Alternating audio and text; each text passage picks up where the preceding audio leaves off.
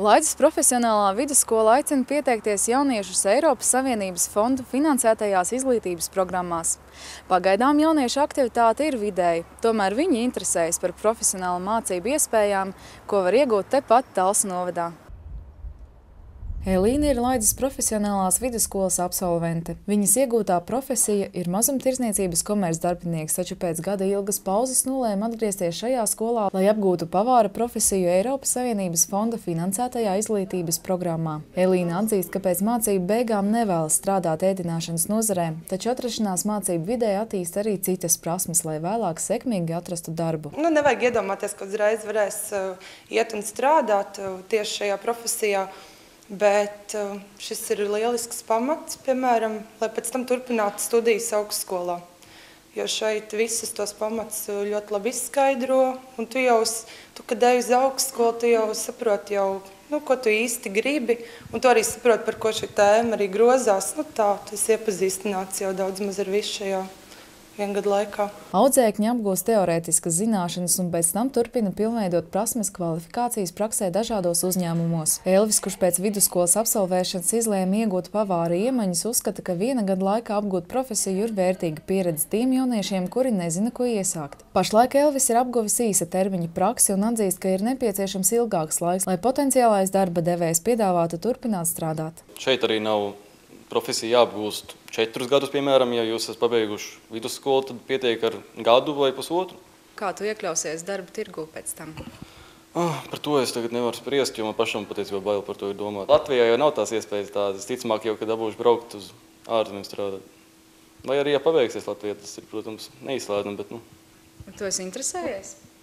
Es neesmu interesējies, bet es mācos patreiz, To, kas es pats dzirdējis, to es zinu. Komerczinības skolotāja Olga Blumbaha norāda, ka Talsu novadā ir daudz jauniešu vecumā no 17 līdz 25 gadiem, kuri pēc vidusskolas absolvēšanas ir ieinteresēti apgūt profesiju. Un vislielākais mācīties gribētāja iegūms ir atkal atrasties mācību vidē, kas sekmē viņu mērķtiecību. Viņiem ir pavisam cita motivācija, jo viņi gandrīz katrs ir sapratuši, ko nozīmē beidzot skolu atrasties kādu dienu, ka tu it kā nevienam neesi vajadzīgs, ka tu vari strādāt mājās, bet tu neizej sabiedrībā.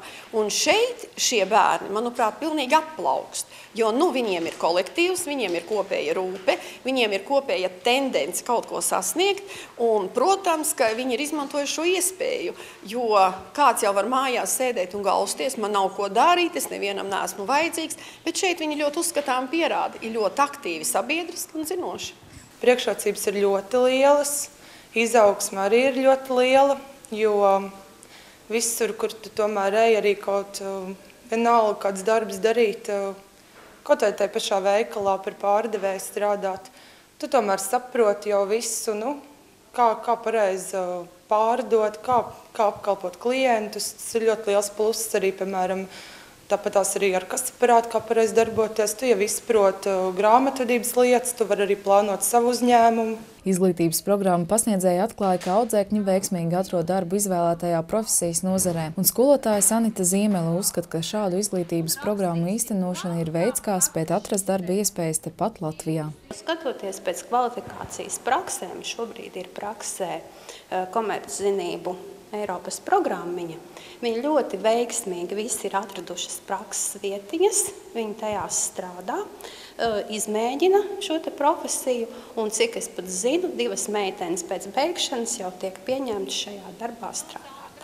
Vēl noris pieteikšanās uz Eiropas Savienības fonda finansētajām izglītības programmām komerczinības un būvdarbi. Mācības ir bez maksas un audzēkņi ir nodrošināti ar stipendijām līdz 112 eiro mēnesī. Arī kvalifikācijas prakses laikā tiek maksāta stipendija un apmaksāti ceļa izdevumi līdz prakses vietai, pat ja tā neatrodas Talsu novadā. Tāpat arī katram audzēknim ir civiltiesiskā un veselības apdrošināšana. Mācības programmā komerczinības audzēkņi uzsāks jau 13. janvārī, bet programmā būvdarbi 24. februārī. Eva Jurčenko, Kaspars Virziņš, Talsu televīzija.